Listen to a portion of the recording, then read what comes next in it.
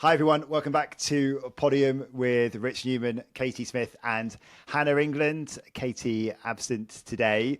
I'm not sure she's feeling completely 100%, so hopefully she'll be back very soon. But Hannah, we've got a lot to talk about today because there's a Valencia Marathon preview to come, some Grand Slam track developments, World Athletics Awards, lots of different bits and pieces. So it feels like a while since we've been able to really get stuck into that, so I'm quite looking forward to doing that. But before we get going, how are you doing? We have not done it feels like a while ago since we've done a roundup again. Yeah, it does. A proper one. No, finally, I was saying before we recorded, I'm really happy. I have done my first run in 2 weeks. There's just been so much sickness going around. And it just feels, anyone that's into running and enjoys it just knows how annoying it is when you can't do it. So I did 20 minutes in the pissing rain in Birmingham. And then, when you tells you love running, come back at my dog. I did it with my dog and he was just looking, he didn't enjoy it, but I did. So, no, it's good to be back running. But you've got, 13 days till Malaga? We're not in weeks anymore, we're in days. Yeah, we're in days now. 13 days? No, it's not even. Yeah, it is. Yeah. 13 days. I can start to see a weather forecast. What's it so like? you know when you get not great actually. Well, actually no, pretty good. I mean, not great for my wife who wants to come out with me because they're tempted by. Did you promise her? Did you sell sun. an experience? You sold an experience in Malaga that she's not going to get, didn't you? Winter sun, sorry. Yeah, I was like, come on, you can come along. Winter sun, bit of moral support. But it does say rain at the moment. It says rain.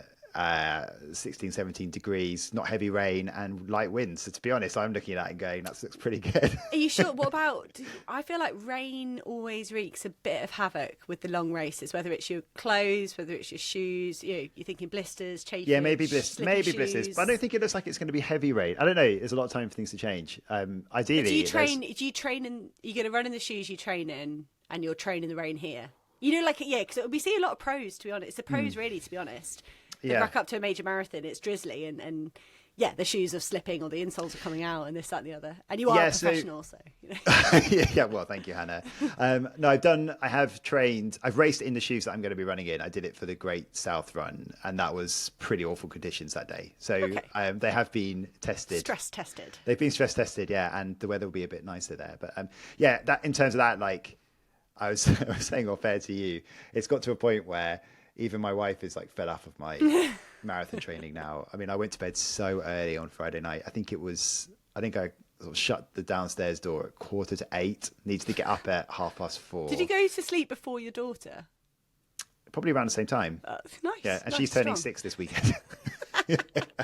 So because the realities of marathon training, the habits of a 6-year-old. It was the last marathon pace session and the weather was really poor. So we had to go get a train out somewhere else. So we had some of the wind behind us. Even then it was coming off the coast. So it wasn't wasn't full tailwind, but it just looked so grim doing. We couldn't have done, 10 miles into the wind. That would have just been, I mean, you could have done. It's also not really replicating race day, is it, Hannah? It's not. You're right. There was I didn't tell you. I read this article. I think it was in the Guardian, but it was about marathons ruining marriages. Yeah. It was literally about it wasn't from the professional stage, but it was kind of middle-aged marathons ruining marriages because people get so into it that they just totally neglect other aspects of their life. So at least you've chosen Malaga, though. Well, it's interesting you say that. I was having a conversation with someone the other day about when is middle-aged. Do you think we're middle-aged? Well, I was at the middle age, when you get to your 50s. I know. Well, that's when a midlife crisis often comes. Is it? In the 50s, early 50s, late 40s. Well, yeah, I don't know. Well, what would we? So we're 38. So we're talking about making 76. You're right. We got time. We're not middle aged. You're right. Your marriage isn't going to be ruined by marathons until your next decade. Yeah. Okay. Just watch out for it in the next decade. Yeah. So talking about the fact that we haven't done a roundup for a little while, but we have had. We did do the What Would Podium Do episode last week, where we sort of threw out all kinds of silly suggestions. Some of them actually a bit more sensible about what we would change. I'm still thinking about the DMR, like why that, or the DMR, the distance medley relay, just how good that is and how much I miss seeing that. Yeah. I think I'd like to see that. We're not going to go round and round in circles with this again, but we did encourage you though to get in touch with your ideas, and we'd love you to keep on doing so. So on Instagram, Podium Athletics Podcast, it's all one word, or you just search Podium Athletics and you'll find us there. And you can also email us podiumathleticspodcast@gmail.com with your suggestions, and we'll read out the best of them over the coming weeks, because we actually have had quite a big response here, and some of them are a bit sort of weird and wonderful as well. So it's a great way for you to get in touch with us. We really appreciate you sending them in. So today's one is from Ethan Dalton, and he says, my suggestion on how to improve the sport would be to have a public ballot before each World Championships or Olympics, which allows members of the public to compete against the elite. This way, the TV audience have a direct comparison of how the average Joe compares to the world's best. So you've got Noah Lyles, Tobocco, Zarno Hughes, and Keith from Blackpool all on the start line together. What do you think? It does work. We had, I can never remember his name, the BBC sports guy used to kind of do the breakfast show, kind of come on. Mike Bushell. Yes, he ran a 60 metres. I think he ran in the heats that we used to have a World Indoor Tour final in Birmingham, and he ran in one of the heats. And yeah, it does.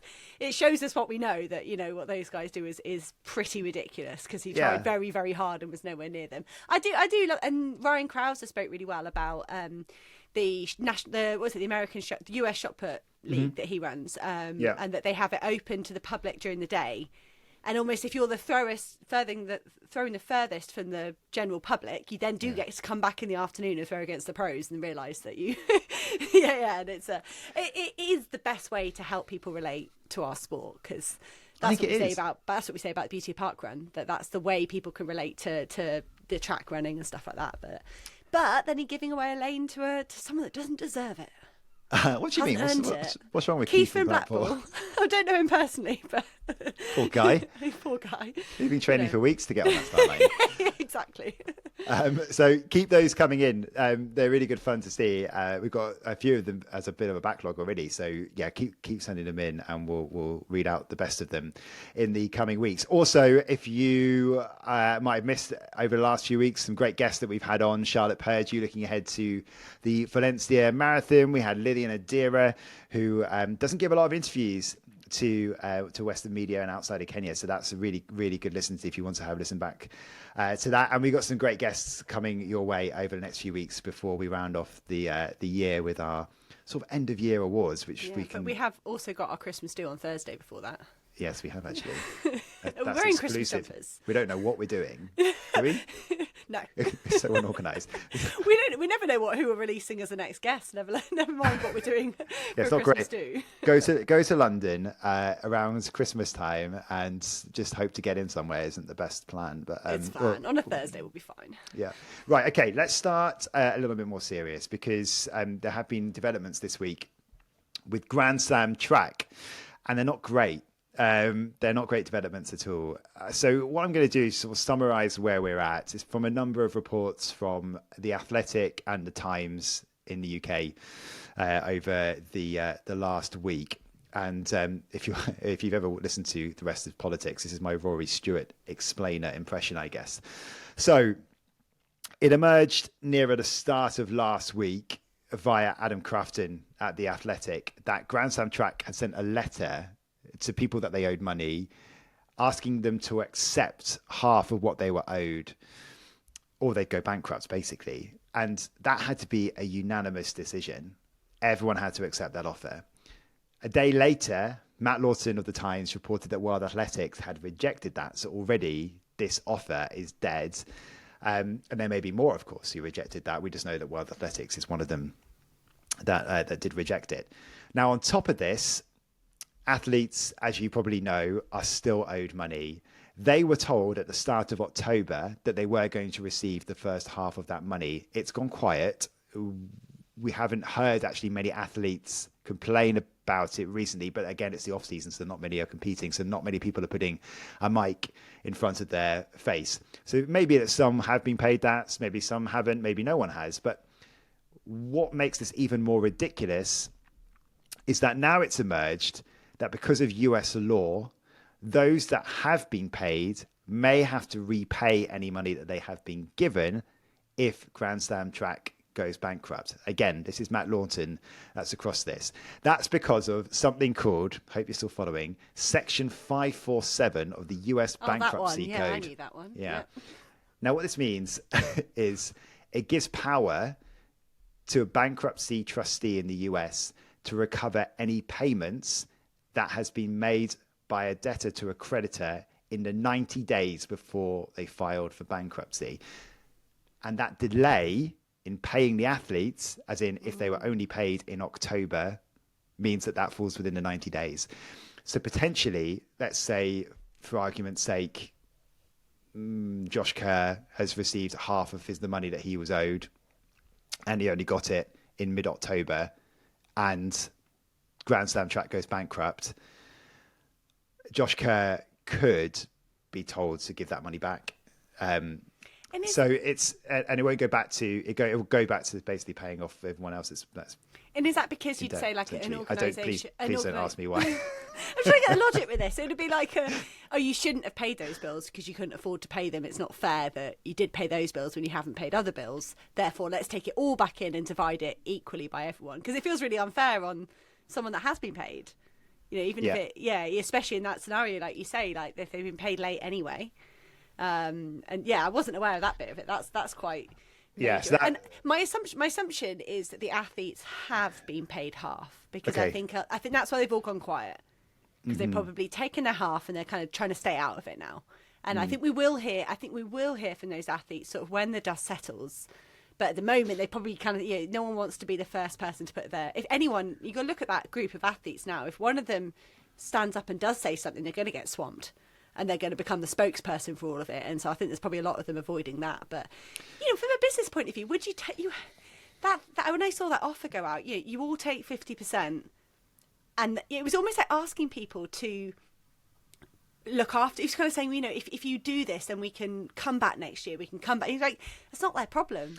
You can't be asking people to take less than you promised to help your business stay. I don't know. It's kind of... Well, my business knowledge isn't fantastic, but I know that if unfortunately we have too many situations where in the UK where a football club will get into financial trouble, and we actually saw it with rugby clubs as well, in what's now called the Prem, in the top flights of rugby union, where we've seen clubs disappear. Yeah, completely.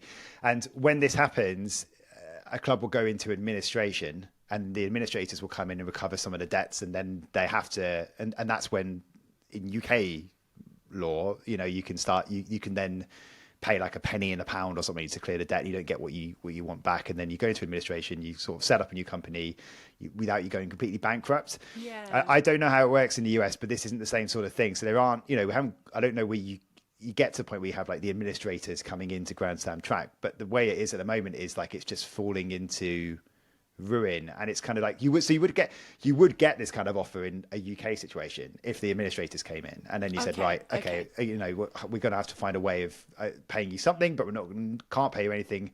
This company is owed, there's tax receipts and all that kind of stuff. You've got to prioritize first as well. So that I'm making some sweeping judgments here. If someone's going to message us and go like, you're talking absolute rubbish.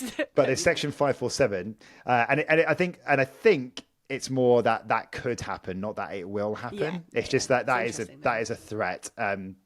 There are legal experts in the US who when this came out, did sort of flag this up, that if it gets bankrupt, that this could be the problem for the athletes. And actually, on our website there's a little microphone, isn't there, where you can leave us a voice note. Yeah. So if you do understand US bankruptcy laws, please let us know. Yeah, podiumathletics.co.uk. You can do it anonymously if you're only 90%, 90% confident. I just think, it's so messy. Surely this is the end. Because the only way you can see it being saved is if Saudi money comes in or something, Saudi investment or something like that. And if the Public Investment Fund, PIF, fancy a piece of the athletics pie. But you think that would have happened already, because it was at its, they could have come sweeping in. Someone that really wanted this, when they saw their sort of relative success or excitement of Grand Slam track after 3 meets, because let's be honest, it got off to an underwhelming start because there was so few people watching in Kingston in Jamaica.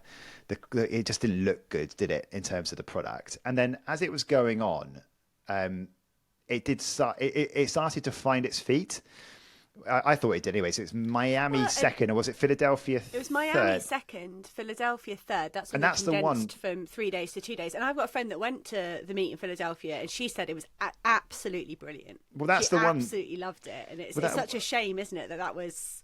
Well, surely, that's the point. I mean, surely that's the point where someone would have come sweeping in that had money or shown an interest, because there's been lots of this talk. I feel like the Grand Slam track team are being quite kind of bullish about that. They weren't. Maybe if they'd admitted they were having issues there.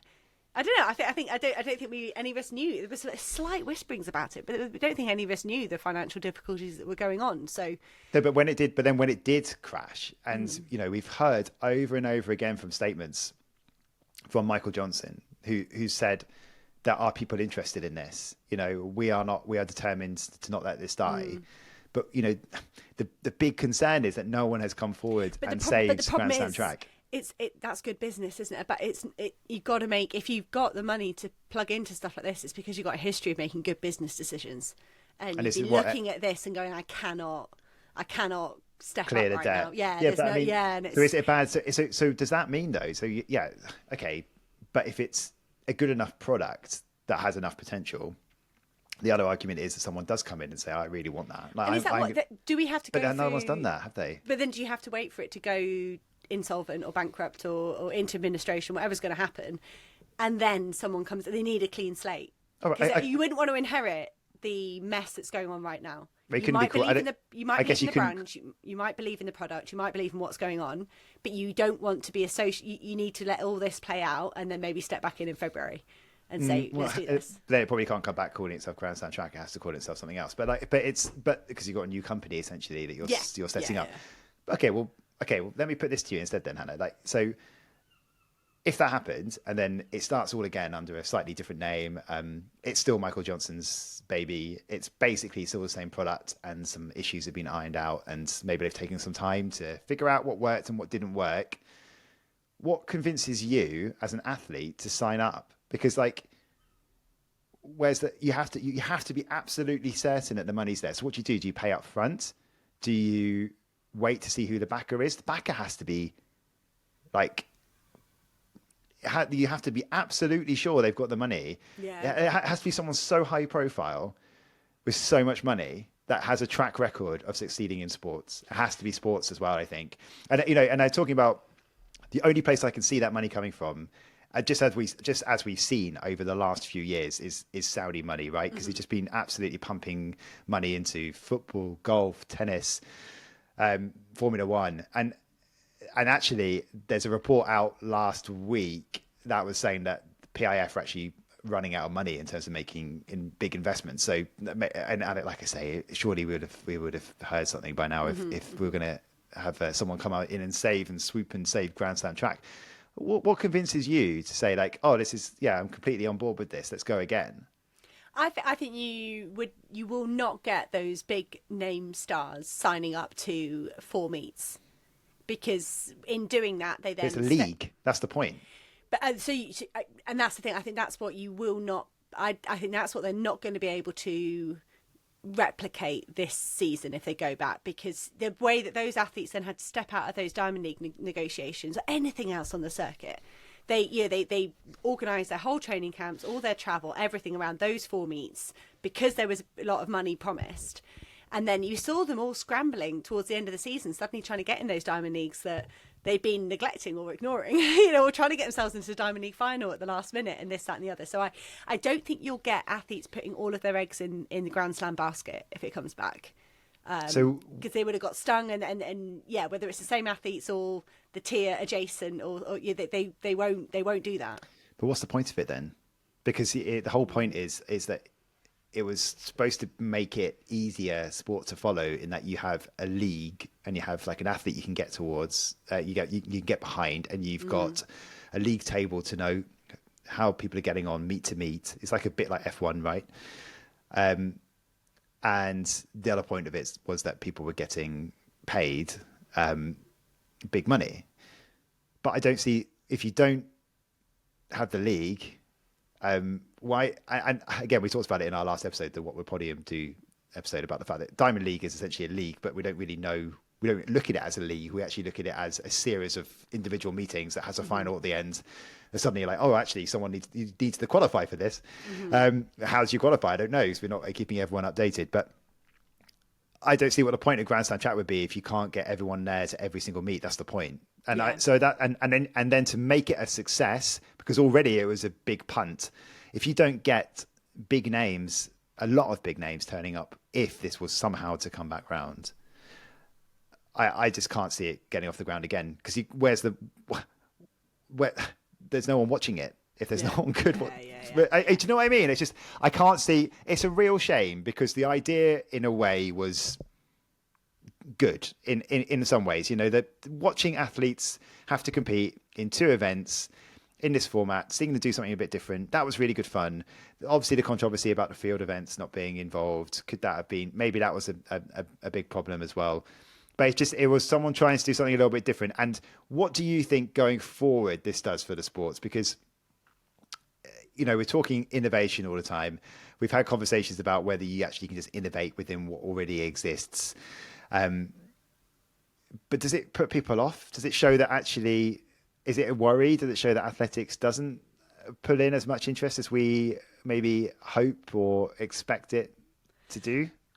I think it makes people look a bit more at athlos and look at what does thrive. I think we've got some meets over in Europe, and then even Prefontaine Diamond League in America. Some meets that thrive, that sell out, that have a wonderful atmosphere, that do bring a lot of attention. And I think I love the way athlos look at something slightly different, and they came at it from a blank slate, but they seem to take the learnings from athletics. So I think anyone that wants to do something in the future, they've got to stick to those kind of core things that have had success globally, and tinker, rather than coming in like Grand Slam Track and trying to do something so different and so separate. And I think you've got to start small and grow. And that's, again, like you, I'm not a business expert, but that kind of seems like common sense. You're like athlos, like start small, and then in your 3rd year, you can legitimately talk about doing a league. It's just too big, wasn't it? Too much too soon. Yeah. Well, let's see what happens. But I mean, at the moment, it doesn't look particularly great. More event news is that we have talked about this before in a previous podcast, because it looked like it was going to happen, but Ahmedabad has been officially awarded the 2030 Commonwealth Games. So it's going back to India. You've competed in India for the Commonwealth Games, so we're returning there. Big hopes from India to one day host the Olympic Games, and actually somewhere like Ahmedabad is a potential place for them to host that in the future. This is going to be a big test for India, and I just wonder how much different it's going to be, so far on. What was it again? When was it? 2010. Yeah. No, so 20 years later. I love the fact that Ahmedabad and the way the Commonwealth Games has gone the last few cycles. It's great it's happening.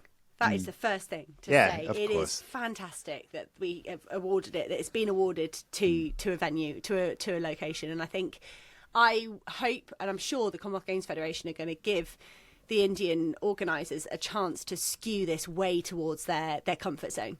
Shooting, hockey, what's the other? Cricket. Just put it towards the events that they know are going to land well.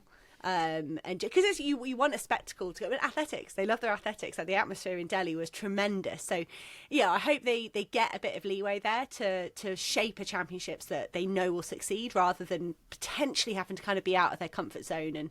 And that takes a lot of time and energy, and that's when the mistakes happen. So, I think it's super exciting. It was a shame to see they had the 50k World Championships scheduled for New Delhi next week, and they got cancelled with 2 weeks' notice. I think that was. I mean, obviously, it's totally different scale of events, but it was kind of. I read this, and then the next thing I read was the World 50k champs have been cancelled. And shout out to a guy I know called Charlie Davis that went straight to Alicante Marathon instead and just ran 250. Yeah, he ran. Yeah. He was not bothered. He was like, don't want to run a marathon. I want to run 50k, but he actually managed a 2:15, which was pretty cool when nice. He was training for something else. But I don't know. That's I'm sure that's not a kind of prequel for what's going to happen, but no, I think and I think also since then we've the explosion of the Indian Premier League, for example, the cricket is just that's been going for a couple of decades now, and it's just putting on these major sporting events that India are really used to doing. You said the Neeraj Chopra classic. Like that was, they know how to do that. That was tremendous. I mean, yes, it's just javelin, but they knew how to kind of educate and get a crowd excited about that. They did, but the big criticism actually from Niraj and some others were the fact that there was frustration in terms of what was allowed on the track and what was happening around the track, as the event was about to start. So they brought in quite a lot of officials from around the world. They paid a lot of money to get to make sure it was just as good as any World Championship Olympics in terms of the setup that was needed. The people who are literally running the event, and they were quite frustrated in some of the things that were allowed to go. So there was lots to learn from in India going forward, but I think it's also good to just take it around the world. So, so Ahmedabad is going to get the 2030 Commonwealth Games. World Athletics Awards were at the weekend. Now, what do we think? So the two athletes of the year are Mundo Duplantis and Sydney McLaughlin-Levrone. They're the overall winners. There are individual ones, of course, for field events and outside stadium. But what do you think of the winners? First of all, I mean, the women's one was a bit controversial anyway when it was Sydney up against Femke Bol. I think there's a lot of there were a lot of people that sort of didn't really understand why Femke was in there. I don't necessarily have a problem with it. Was just there's lots of other. It's quite harsh going from 5 to 2 anyway, and then to cut out 2 world record holders in Beatrice Chebet and Faith Kipyegon just straight. But that's the problem we've got. Someone like Faith Kipyegon, she just makes what she does look so normal. And it's sort of, but hey, no, I think I love the quote from Duplantis. He said it was really important for me to win this for the field eventers. Him saying sort of it's really special and I'm going to cherish it. Like I love that nod. So he would have won the field category and then won the overall category. So women's field was Nicola Oleslagers, one of our previous guests. And if anyone's new to the pod and I don't know, maybe came on board during the World Championships in Tokyo, Nicola Oleslagers, who then went on to win the high jump there, that's one of my favourite interviews. Just from like a sports psych point of view and all of that. So it's great to see her take the field win, and Emmanuel Wanyonyi got the men's track title. But so I think when you look between Oleslagers, Wanyonyi, Duplantis, Levrone, I'm happy with those 4 and the 2 that kind of got the overall wins. Yeah, and the out of stadium was Maria Perez, who won the double in the race walking at the World Championships, and Sebastian Sawe, who many are tipping to become a future world record holder. So see if you. Do we know when his next? When's his next? When is his next race? I don't know. I mean, you imagine he'll be at something faster. You'd imagine in the spring. So I don't think he'd be doing Boston, for example. I think he looks like he's really wide in that you'd expect him to see him at a Tokyo or a London, and then a Chicago or a Berlin later in the year next year. Well, that's where he was. I wonder, if an athlete, if you get that sense of like when you're nearing in on your opportunity to run your fastest. If you went back to your Kipchoge's or even your Kelvin Kipton, we probably didn't know how long he could run that fast for. But do you go and say you've got, 24-month purple patch here? Go. And maybe a good coach would know that. They'd say, right, this is it. We're sack off the championship marathons, sack off your Bostons and your New Yorks. This is 2 years of chasing times, and someone could be on the cusp of that. For Sawe last year at Valencia, that was the one that really sort of got people excited that he could go very, very fast. But in terms of the winners, I think Mundo Duplantis, that was one of the moments of the year, being inside that stadium, watching that world record. It was just phenomenal. And obviously what Sydney did in that, coming so close to the world record, actually giving us some hope that world record could go. Do you think that should trump people that have done a world record? Well, not necessarily. Well, it's hard, isn't it? It is hard. But Duplantis just got announced for London Diamond League as well. So we've been doing a few Christmas tips in the last few weeks. So, we're sort of saying maybe that's your nod to go and look at July the 18th, book your London Diamond League tickets, because Duplantis is first an athlete to be announced, right? I haven't seen any others. I think he might be the first one. There may be some others, but it's a reason to go. I think he's not been there since 2018, 2019. Wow. I think it was. So he's not been here in this decade. Let's just say that. So it'd be really great to go and see. And it is, if you haven't been to the London Diamond League, honestly, from around the world, come see it, because it's 60,000 seater stadium, the Olympic Stadium. It looks a bit different since it's been converted mostly to a football stadium, but actually West Ham fans will tell you all the time it is an athletic stadium, and it's terrible for atmosphere at times in there. But for athletics, for football, but for athletics, it is just stunning, and they really know how to put on that event. I think they've got big plans on how to improve it even more as well, which we're, as Jack Butler told us, I think we're expecting some big announcements soon about how they're going to change things and make it even better, make it the premier Diamond League event, which I guess someone like the pre-classic would have some other things to say about. Well, I love that, and Katie did in our What Would Podium Do, trying to ham up those rivalries. They are competitive, these events between each other. They want to be the biggest, the best. Yeah. And I think London Diamond League are being quite bullish, aren't they, about those innovations they want to have. But just to wrap up that World Athletics Awards before we have a look towards Valencia, there was a Fair Play Award for Tim van der Velde, the Belgian steeplechaser who helped another athlete across the line just in the last sort of 100, 150 metres.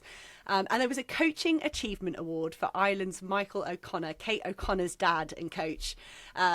She got the silver medal in the heptathlon, and just the season that woman had from indoors through to outdoors was phenomenal. So it's really fun to see. Yeah, I would love to ask Michael O'Connor, where do you think if you went back 18 months, what would your prediction be for the end of 2025? Because he has to have blown it out of the water. Yeah, absolutely. So that rounds up the World Athletics Awards. We'll be doing our own sort of alternative awards for the end of the year in the next few weeks. I love we just had them alongside the International Federation. The ones you're really looking forward to. That's coming at the end of December. After Spotty, we'll let Spotty have their moment. And then, okay. Like the athletics season now, you'll finish on a high with the Podium Awards right before. Of course, that'll be the week after Christmas. We're looking to release that. Okay, marathons.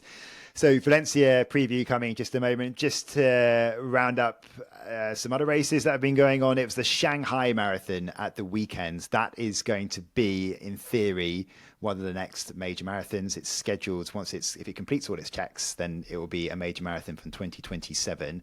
So because of that, it's one of those outside of the majors at the moment, which is attracting pretty decent fields. And it was a return to form in the women's event from Brigid Kosgei, who's had some real problems with injuries over the past few years. But she posted a win for 2 hours, 16 minutes, 35 seconds. It's the fourth fastest time that we've seen this year. She's also the fastest Kenyan this year. The top three are all Ethiopians.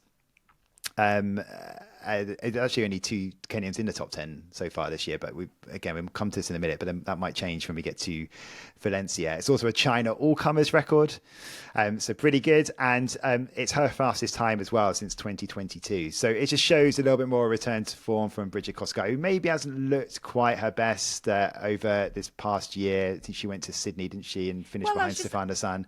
It was a second in Hamburg and a second in Sydney, which is fine, and for an athlete like Brigid Kosgei, for former world record holder. Yeah, you kind of you kind of thinking, are you entering that phase of your career now where, I mean, it's great to be in top two and a podium at World Marathon Major, but you're kind of saying, is this it just winding down? But that 2:16:35, I don't really know much about the course in Shanghai or anything like that, but that to get back to that sort of territory, then you're thinking you're really solidifying your claim at staying on those World Marathon Major podiums for the next few years. She's 31.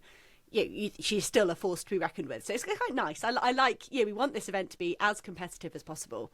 And that, for me, does throw her right back in the mix. It does, yeah. And she'll roll straight from this into a spring marathon and just be so strong. Three in a year, and then, maybe she might have a bit of a break. Yeah, maybe. Give her a few months off. Not with the Richard she won't Newman, want to. The Richard Newman road running league that you proposed last week. She'd be straight on the plane for another marathon, wouldn't she? Yeah, she would. Yeah, no rest. No rest.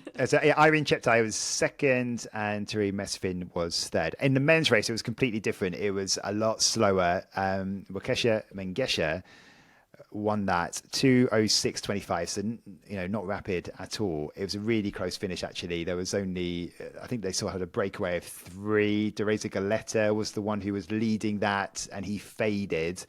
And Mengesha holding off David Walde to take the victory. Was it a photo finish? It wasn't. It wasn't. No, it was one of not like that. No, it didn't get another photo finish. It was. It actually didn't quite. If you watch it back, it kind of feels like because it happened overnight for us, as in I woke up to it at like 6:30 and then it happened already. So I was watching some of it back, and you're sort of reading some what's happened. You think, oh, this must have been a really thrilling finish. You look at the times, you're like, oh, actually, this could have been really close, but it didn't really ever look like Mengesha was going to get beaten. There was company, but it didn't get down to a proper, full-on sprint finish, not like we saw in at the Worlds or at New York or something like that. But this is what we were saying about the men's marathon, and when we were kind of analysing New York, and you were kind of saying, if you have so many men that are capable of 2:3, and now are we going to get more of these 2:6, 2:8 kind of races where they are just going to run it tactically? We were set out what I was saying anyway. We used to have maybe one man in the field at 2:2, and then he could just run away in the last 10k and break everyone. Mm-hmm. And now we still, when we throw in a 2:1 guy now or a 2-hour guy, like they still do have that advantage. But so many of these fields in these significant marathons, it's a bit more clustered. And, these guys aren't chasing qualifying times for championships. That's not a thing. None of them are really chasing national records, when you look at that top 5 in these big races. So they're only there to finish as high as possible. And I think that is costing them 3-4 minutes kind of on that finishing time, which is fine. I don't mind it. I'd rather a close race than a kind of boring procession, unless it's going to be a world record. Well, we were talking about times. We're heading into a preview now about, I hope you're not underselling what we're about to be talking about for the next 15, 20 minutes. But the Valencia Marathon is known as a fast course. This is one of the fastest courses in the world, and really prides itself on telling everyone that. And what I think is interesting, if we look at you, Rich, training, putting a lot of time and effort into a marathon, but you're not going to Valencia. You're going to Malaga a week later, and because it's expensive, that's why. That's what I was going to say. That's what I found really interesting. From sort of saying, well, if you're putting hours and hours and all this time in, and neglecting your poor wife and doing all this stuff to go and run a marathon, why not do Valencia? Why are you not doing Valencia? Well, actually, I can tell you the real reason that I'm not doing Valencia is because my daughter's birthday is this weekend, and I've actually got it I can't go. Probably the day if it falls on her birthday, the day after her birthday, the day before her birthday, I won't be able to do it because I'll be away. So I missed my chance to do Valencia last year, because it's always the first Sunday of December. Mm-hmm. So last Sunday, I think it was last year, it's the first. So I could have done it, and I didn't do it. I've actually put in. I'm just going to try and find it. 29. Honestly, Rich Newman is it 2029? It's 2020. It's actually 2028. I'm looking in my Google Calendar right now. In my Google Calendar, it's the third Sunday, the 3rd of December. It says here, "Do Valencia Marathon, you idiot." Brackets. You wrote this in November 2024. Oh, really? No, I didn't even know you'd done that. But on a flip side, it does fall quite well for you this year. You can birthday party on the Saturday, and then you can commentate on. I'm actually doing birthday party on the Sunday, so I'm going straight to a birthday party. Spectacle of Valencia, you get to commentate on it, so that's probably next best to running it. Yes, so little plug, if you want to watch it in the UK and in Europe, in English language that is, it will be on TNT Sports and Eurosport and Discovery Plus with myself and Joe Pavey. So we'll be on air from 7 o'clock UK time. So it kicks off, what's an early start? So kicks off at 7:15 UK time altogether. And it is one of the fastest courses in the world. We see some super quick times, close to world records. And it's a really good field because of that. So should we start with the women's race first? Let's do it. So we'll pick a couple out. We're not going to go person by person. We actually, when we're recording this right now, we actually don't have the final start list out yet. We're furiously refreshing the page, haven't we? Yeah, but it hasn't. We sort of run out of time, and it hasn't quite come out yet. But we were expecting it today at some point. But there are some headline acts, so possibly someone's going to end up scratching by the time this comes out. But Amane Bariso is who's leading the way in terms of the times that she's posted in the past. But she's had some injury issues. We'll come back to her in a minute. Peres Jepchirchir is back. So this is her first race since winning the World Championship title in Tokyo. 12 weeks ago, just before we get into my chat about is she recovered or not. 12 weeks since Tokyo. There's your time check. Okay, well, Brigid Kosgei did pretty well but over a couple more weeks in the bag. Mm-hmm, mm-hmm. But then Sifan Hassan wasn't recovered for New York. But that was also a month ago. Yeah. So I mean, we're going back and forth with 12 that. Weeks 12 weeks isn't a lot.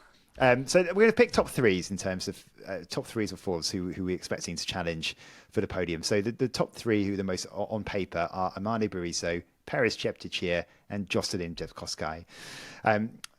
And we are expecting a fast time. So if we start with Amane Bariso, she's had some injury issues. She was meant to be at the World Championships in Tokyo. She would have been defending her title from Budapest, but we've not really seen that much of her. Season's best is a 2:21 high, so actually more like 2:22. That was in Boston, obviously not a quick course anyway.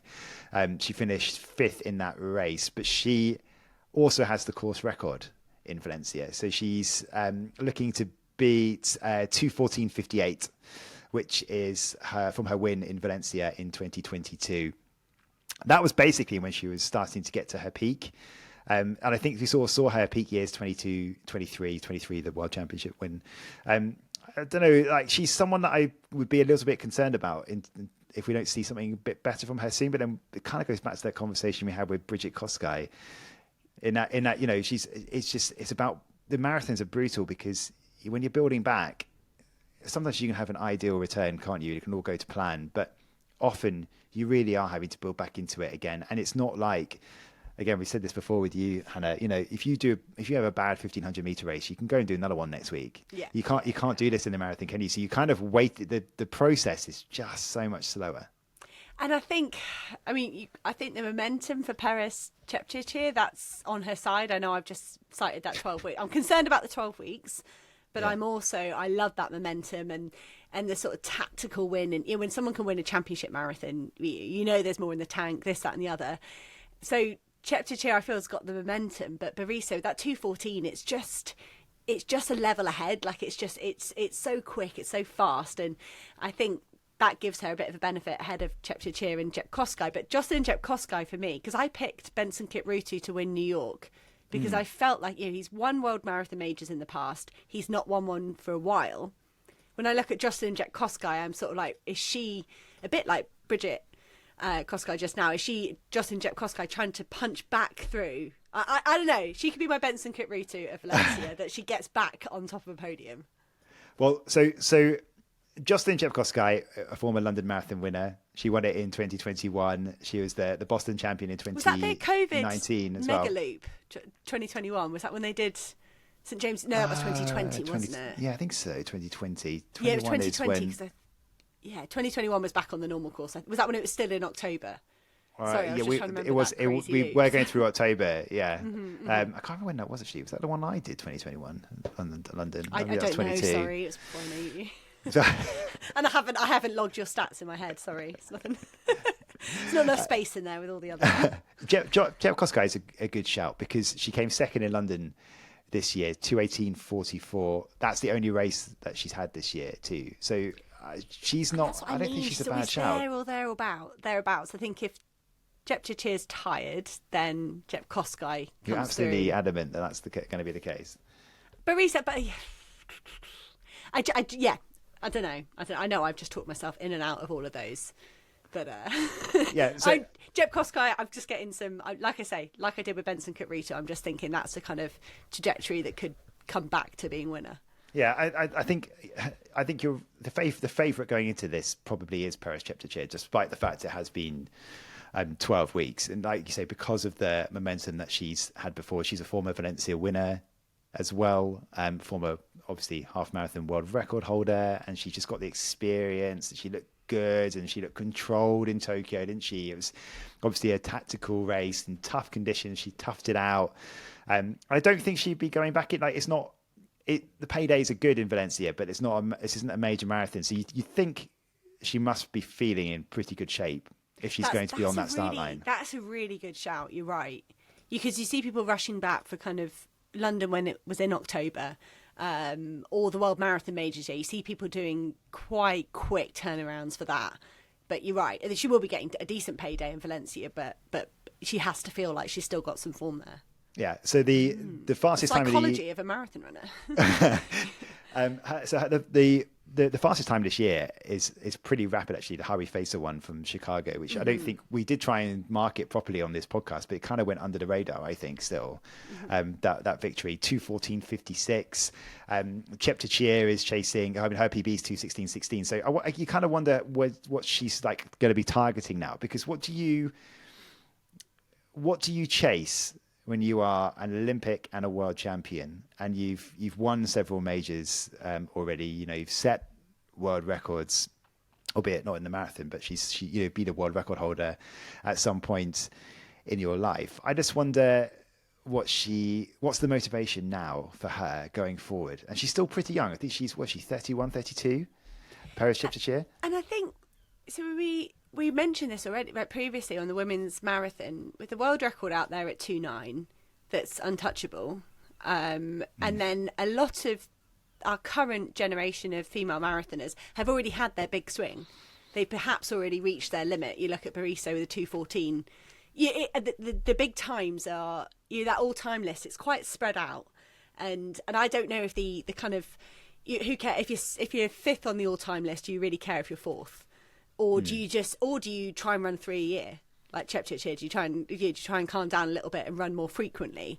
So I don't know if these guys will be that bothered about the time. A bit like I'm saying with the men, do they suddenly slow down a little bit and just try and keep it respectable under 2:20, but they don't chase a fast time? Whereas the attractiveness of that course in Valencia for me falls back to that chase pack.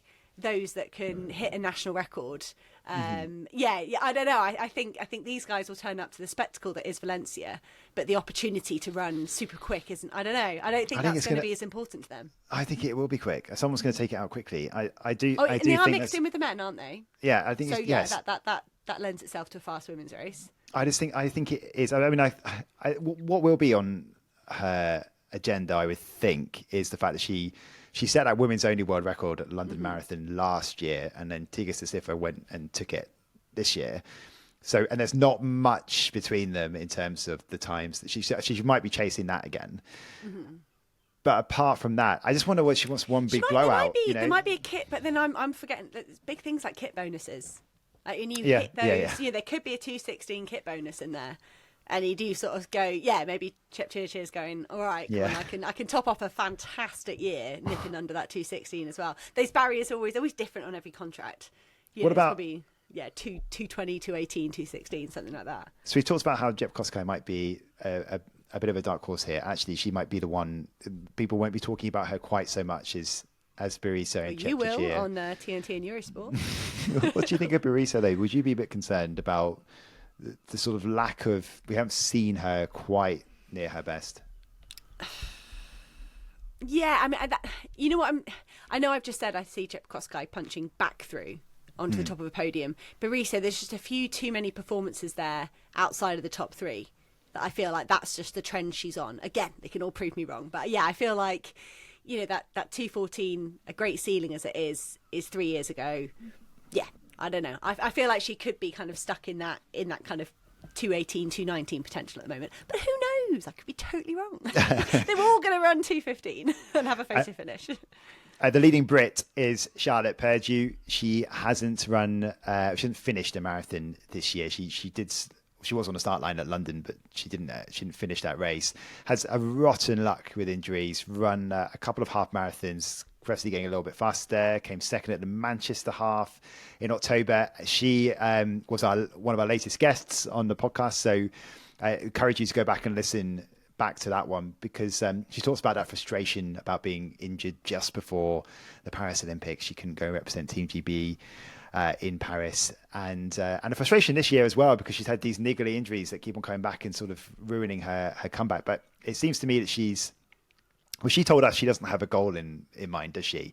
She's not really targeting anything, but we know that's probably not going to be the case in terms of, when she'll know what she wants to aim for. And I just think she might fancy getting closer to the 2:20 mark, right? Because she's 2:22.17 is her PB. And I mean, it's great to have her back fit and healthy. That's the first thing, I guess. And I loved what she said in the interview. She'd always said to her coach, I don't want to do Valencia too early. I see this as an opportunity to put a time marker down. And that's what I'm sort of saying. When you look at those other athletes we've mentioned previously that we're expecting to podium, I don't think they will necessarily go, I have to, this is my big time goal. Whereas I think for the likes of Charlotte Purdue, Jessica Stenson's in there for Australia as well. Those sort of athletes, they might be coming here and saying, this is my career highlight in terms of what I can do time wise. And I think, I it's hard, because I'd say if Purdue had managed a few more marathons in the last couple of years, she might go. She might really go for it here, like go for bust. Just sort of go. I'm going to run at 2:18 pace and see what happens. But I think because she's not had not been able to finish a marathon in 2 years, I think we'll see a bit of that kind of safety net there, a tiny bit. Because she'll want. Yeah, I think. And maybe just kick on if she feels good in the last 5K. Maybe. Yeah, I mean, to be honest, we've got to look at that. Like anything, a PB of 2:22. Anything close to that for Purdue with 2 years away from finishing a marathon is brilliant. Yeah. And yes, I think there could be a slight kind of taking it easy, being conservative. Okay. Rose Harvey's also there. She was 9th in London earlier this year. Of course, she's more known for the last few years about running through that stress fracture at the Paris Olympic Games. And I'll mention as well for Emma Bates, who is a regular on the marathon circuit, but she hasn't ever raced a marathon outside of the United States. But the concern for her here is that she has been struggling a little bit with some performances recently. And she said she didn't really know what that was. She said on Instagram recently that she's been diagnosed with hemochromatosis, which is essentially... You always take on the hard words here. Which apparently is it means you absorb too much iron that can lead to liver disease, heart problems, diabetes. So she's tried to be a little bit more cautious, I think, with the build up here. So I would say that maybe we're not expecting too much. There's no indication that she's not going to run. But then would you feel that's a bit like Peres Jepchirchir coming, even though she's just come off the World Championships? Would Emma Bates be doing her first ever marathon outside of the US if she didn't think she could do something? Yeah, don't know. It depends really. I mean, that might be a slightly different situation, because you could look at that two ways. You could say, well, first of all, I put in most of the block and then I get diagnosed. So why do I want to? No one's told me I have to stop. I just have to be a bit more cautious about. Well, maybe there's like, if I can do something to change the levels of, maybe I'm going to unlock all that training. If I'm having some medical advice here that can change that, and then I will be fine. Yeah, maybe. Yeah, but it's also like a stubbornness of like most athletes. If it's safe enough to race and you get diagnosed with something like this, you probably just go, well, screw it. I'm going to show that I can continue to perform at a high level. So there's that too. So I guess you kind of want to, you want to sort of prove that that's not going to be any kind of limiter. I know you're quite excited about one of the debutantes here. Geza Krause going for... I love Geza Krause. She's a fantastic steeplechaser, European champion, world medalist. She was 7th in Tokyo. Yeah. 3 Olympic finals, 3 consecutive Olympic finals. Had a daughter in the middle of all of that. I also love her. She's one of the few athletes that I used to race against that's still around, so it makes me feel not as old. I always got this affinity to anyone that I actually stood on the start line with. I guess I see this kind of move to the roads for Krause. My guess is it's just to keep things interesting. Like I say, she's been around so long. I think she had a 1500 metre PB in the summer. So I don't know, she must just be looking for something for a bit of fun. But I was trying to think about different steeplechasers that have gone to the marathon well. And you've got like Fabienne Schlumpf did quite well for Switzerland. She's their national record holder. Jen Lecaz.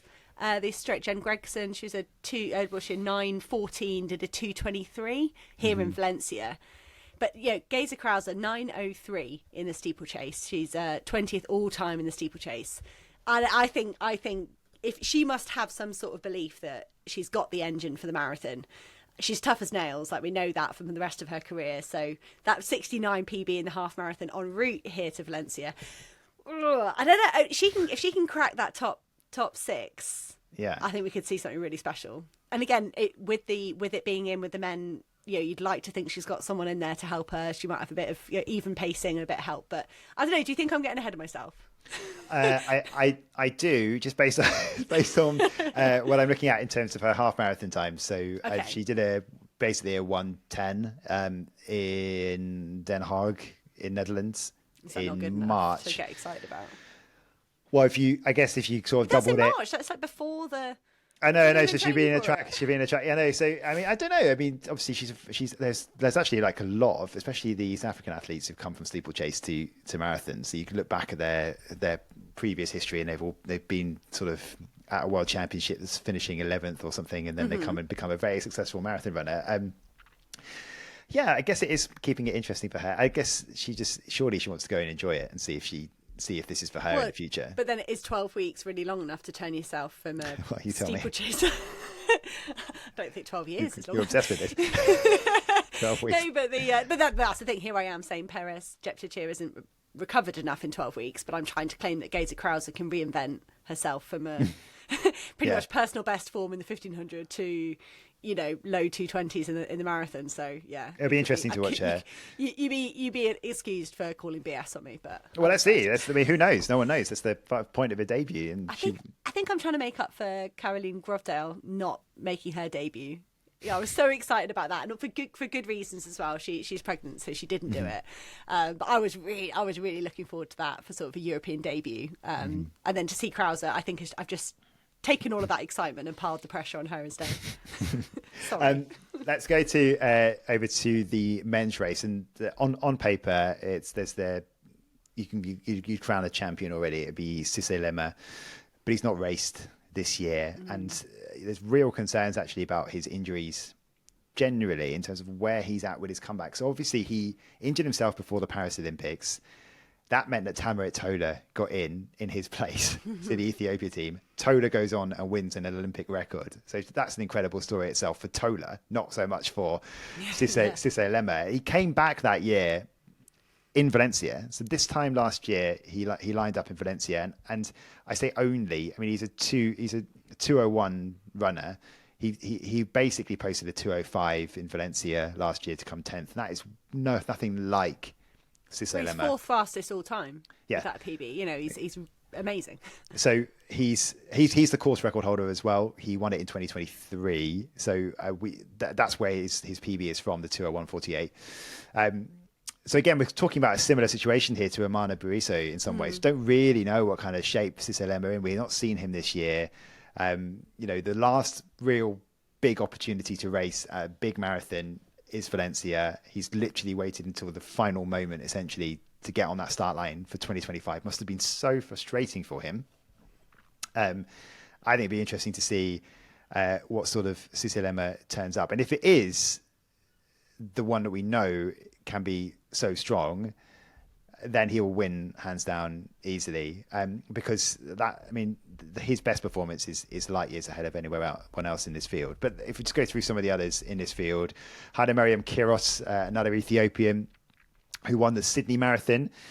So he's also coming off not like the biggest, it's not a worst turnaround, but I guess if it's 12 weeks since the World Championships, it's 14, 15 weeks in Sydney, end of August. So he's looking to back up. He won that one. We didn't see much of that race. I got to be completely honest with you. I was commentating on that. It's really hard to think about actually watching. I'm trying to recall that race, and because we have so many VTs that were kept on put in there, and shots of Kipchoge, we barely saw any of it. But anyway, he won Sydney Marathon, even if you might have forgotten it. He won that in 2:06:06 on a really tough course. He's a 2:04:35 runner from Berlin last year. So he's on paper the biggest threat. Hilary Koech as well, who was one of those who was picked off in the World Championships in Tokyo. He was on the start line, DNF though. Do you know how far he got? I was looking to look at that when I do my proper full-on prep. I will be looking at that. Because that again, it kind of 12 weeks. If he only made it to the bottom of the hill and he stopped at 30k, then I'd be like, you have recovered. Yeah, that you can recover from that, and that'd be my guess. If you were having a rough day out there, that was the point. That was the point where most people stepped away, wasn't it? It was between sort of 30 and 35k. Yeah. In which case, you do training runs like that, he should be absolutely fine. And maybe pretty motivated. If you look at some of it, but then we're talking about World Championships as well. Emanuel Petros is there, so the German who most people thought he had the race won. At the World Championships, and there comes Alphonse Simbu to take the win instead. But this incredible finish that we saw inside the stadium, where Petros just tying up as he was getting to the line, and Simbu just dipping on the line to take the win. Again, sweltering conditions really showed that he was a big championship performer, and this is his first race back. And I just wonder, he's the sort of person who may look, I mean, how old is he now? 30. So as he's the sort of person that may end up trying to chase a European record perhaps at some point. I'd put him in the same category as Jepchirchir, and just sort of say for him and Samuel Fitwi, the German record holder from last year, did that Well, they're year. sort of seesawing that German record. Yeah, they've only got two seconds between them. Those two, same with Petros, if you're bothering to tag another marathon into 2025, you've got to be going. I think those two at least have got to be targeting that German record. And I always cite the European record, and I never look it up. So categorically right this time, Bashir Abdi, 2:03:36, Rotterdam 2021. I don't think it survives the weekend. Do you not? I don't. Would you think? Yeah. Do you think Fitwi or Petros gets in? Petros would be my. Yeah, I think. Again, that momentum. I mentioned that momentum with Peres Jepchirchir. I think Amanal Petros looked delighted off the back of. Yeah, he's not short on inspiration. So if he's recovered in 12 weeks. Yeah. Yeah. No, I don't know. I think that run to get up there onto a major podium like that. Yeah, I think it shows sort of all that talent that's kind of underneath there that you probably had to be. Do you reckon you needed to be in 2:03.5 shape to medal in to medal in Tokyo? Well, because just conditions were so hard. Well, just to be like a global medalist, like surely. I know they don't run those times because it's not a course it's not got pacemakers. It's not set out to run fast, but surely that's representative of that sort of pace. Well, yeah, well, maybe. I don't know if you looked at I don't know. I mean, I certainly wouldn't rule it out at all that he could be a contender at some point. I think that he could be someone that might just come close to breaking that European record. 2:03-ish, but not quite break it. And 2021, that's a long time for in sort of today's age with what's going on in marathon running. For that, that European record to be 4 years old already, 4.5 years old. Yeah. I don't know. I was just trying to look at with Hilary Kikkovic, by the way. He dropped out. He went through the 35k mark. Oh, ouch. Okay. But he was through there 1:48:31. Doesn't mean anything to me. It's that fast. Yeah, but it didn't get. So he only had another. So he's pretty close to. I don't know how soon after that he did drop out, but he did most of it.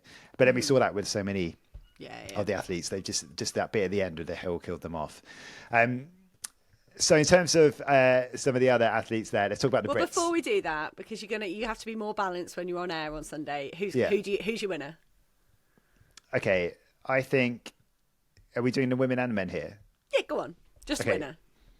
Winner of the women's race is going to be Jepchirchir. Okay. And the winner. Only so I can celebrate you or berate you in a week's time. You're right. The winner of the men's race is really tough because it's Lemma if it's the real Lemma. Are you going to get the real Lemma? You just don't know, do you? Well, come in so I can. Well, it's not exactly the most bold prediction, is it? So shall I go for someone else? Who's the most likely person to win if it's not Lemma? I am going to go for. I'm going to go for. Oh, God, crikey! There's barely anything to separate these guys. I'm going to go for Kipkoech. Okay. I don't know why I'm saying that, but there's not really much form to show. But he ran. He's quite new to marathon running. He's only 26. He only made his marathon debut last year. He finished 6th on his debut in Valencia. So he's sort of athlete who's learning his craft. Maybe it could be a breakthrough race for him. We don't know his ceiling. There we go. We don't know his ceiling, and it could be. It's my left field choice. Yeah, I like that. No, it's all right. We don't need to know mine. You can't put me on the fence and then not do the same. You can, because I just love the fact you're going to have to be so balanced, balanced on Sunday. But the two Brits that we want to focus on are Phil Sesemann and Alex Yee. So they've both been training together recently. Should we start with Phil Sesemann first, because I think it's quite interesting in that he set a new PB of 2:07:18 in Amsterdam. And that was only on the 19th of October. So if you're feeling quite obsessed about these turnaround times, that's not long at all. How many weeks is that? 6 weeks? Yeah, 7. 1, 2, 3, 4, 5, 6, 7. There you go. That's really good radio, isn't it? Just counting on it. 7 weeks. We're very intimately associated with your Google Calendar right now. We're through to 2028. So but 7 weeks after, he said he's feeling good. If you haven't watched Phil Sesemann's training logs, they're quite good fun to watch, just to get an insight about what he's like and what he's aiming for. But he's going for a PB. He's not shy to talk about it. And he's been training with Alex and with Emil Keres as well, who's going to pace him in Valencia. And if Emil's coming to pace him, he's pacing him to a PB. Like that's the only way. The only reason why he'd be coming. Like, why would he not be chasing a PB? He quite clearly wants to break 2:07, right? And again, is this the Charlotte Purdue kind of scenario? We go and Petros. If you're here, you're trying to run. You're trying to run fast. No point. There's no point doubling up, right? And I wonder if you got someone like Phil Sesemann, is he starting to look backwards now from LA, and kind of going, if you want to make the team in LA, how many opportunities have you got to sort of indulge that PB chasing? Because from here on out, you'd say all the running he does, across the next 2 years, it'll be getting on that Olympic team. So maybe this is the last bit of fun you can have.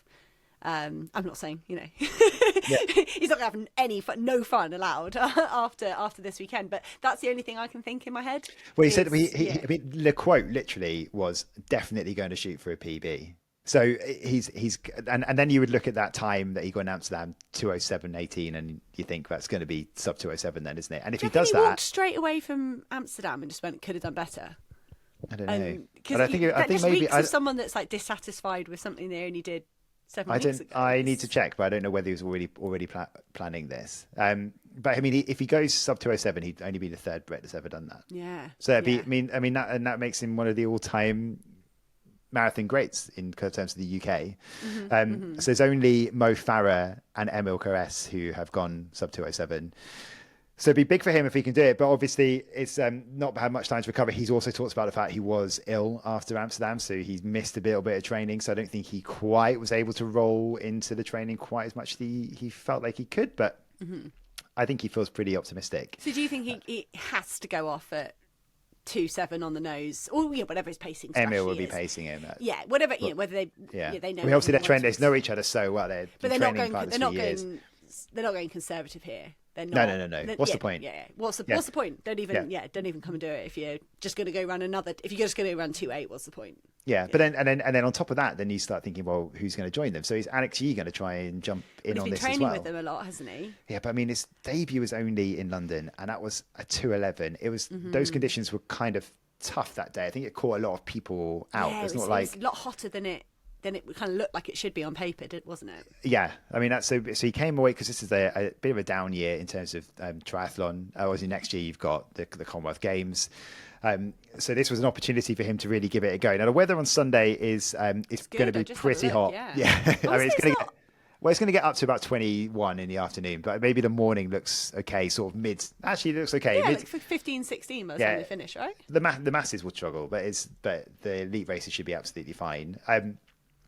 This is just so he's jumped straight into a second marathon. He's been documenting that on YouTube and on social media as well. He says this is like one last shot or something like that. I can't remember what the actual phrase was that he said, but it sounds like he's always saying this is the last go he's going to have in it. But I mean, a lot of people say that when they're marathon training. Yeah. Your wife's saying that right now. You're not. Exactly. Yeah. What was it? Your quote you wrote down was "No expectations, just excitement." Yes. But he also posted, "My Koros says I'm in 2:05 shape." Yeah, he did do that. I mean, and that being said, anyone that has a smartwatch, I think my bogus. I was looking at mine earlier. What shape does it say you're in? 2:52. Nice, that'd be right. I'm not. I couldn't do that. No way. No. But I always love it when your watch tells you need. My watch would always say, you need 36 hours recovery, and I'm like, wah, wah, got to run tomorrow. You obviously didn't read my training program. I don't know how much. I don't know. I guess that's a bit of a kind of. Everyone knows to take that with a pinch of salt, so we're probably making a joke out of it. But at the same time, But yeah, why are you talking about 205s if you're not going to run with Phil Sesemann? Exactly. Yeah.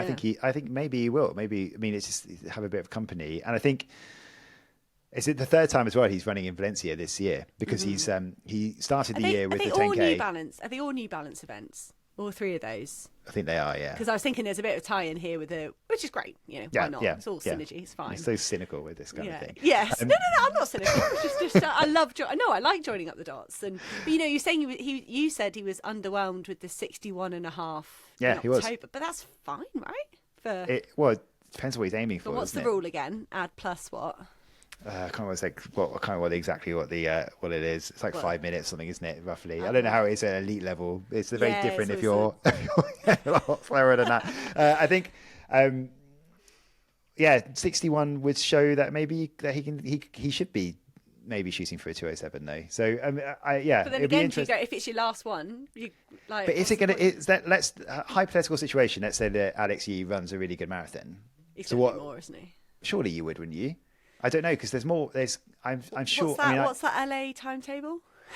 Yeah, I'm sure there's more money in running these big races than there is in triathlon.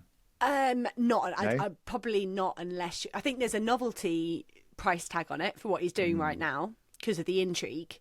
But actually, lining up as Olympic champion in triathlon, it probably holds. I reckon that would hold more weight in the triathlon scene in terms of earnings than diluting your brand, unless you're going to go to LA and do both. We will get back to you with a schedule next week, or you can record a new outro. Yeah. Okay, so imagine if you could do both in LA. Triathlon would have to be first, right? It's usually quite early on in the. It is usually quite early on. Well, in the unless schedule. they delay it like they did in Paris, and they just kick it back they kept messing with the schedule, didn't they, in Paris? Well, it's more like times are being moved around in the days and stuff because the water, of they were having problems with water, weren't they? That's exactly it. Yeah. Yeah. So he'll be like, "No, I'll slip." Well, no, then he wouldn't want to swim in water that was dodgy if you were trying to come back in 10 days and run a marathon. But we know the men's marathon is the last thing. It's true. Yeah. Let's do it. Watch this space. 10K triathlon double at Commonwealth Games. Yeah. Okay. Marathon. I'll get onto his coach. It'll be fine. There'll be a lot of pressure on him if he does well here, like not to move away from athletics. I think. Oh, he's in such a sweet spot though. There's this is like your fun time, isn't it? I guess so. I mean, will we see him move back to the track? Who knows? Anyway, look, that's your Valencia Marathon preview, and we'll do the full review and also look ahead to Eurocross. Before we do we're going to do a big Eurocross preview. Yeah, but you're going to do I've been very excited. Jakob Ingebrigtsen named in the Norwegian squad. Battacletti was already named in the Italian squad. Gressier penciled into the French squad. Mm-hmm. They said he's going to make a decision. They said he was very busy after Tokyo.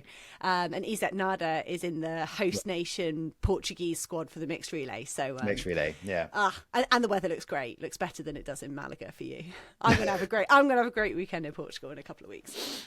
So full preview of that to come next week. This week we've got some great guests coming up for you in the next few weeks. So keep an eye on Thursday. Are you dodging committing to Thursday? Yeah, I am. You are. Should I be saying it? Well, I don't know. We're never trying to build suspense. We literally just forget to make a decision. We're so focused on recording this, we then forget to make a decision about Thursday until we finish. Yeah, we'll keep an eye on that. Both say it on 3? No. Okay. Well, yeah, we'll say something completely different and then give it away. We also want you to keep you interested, so you don't. Okay. It's a surprise when it comes up. But Thursday, next episode out in terms of our interviews, and next week we'll be back with the Valencia review. So thanks for listening to this episode. Again, if you want to get some more suggestions in terms of what would you do to change athletics, get in touch with our social media channels or email us podiumathleticspodcast@gmail.com. But we'll see you next week.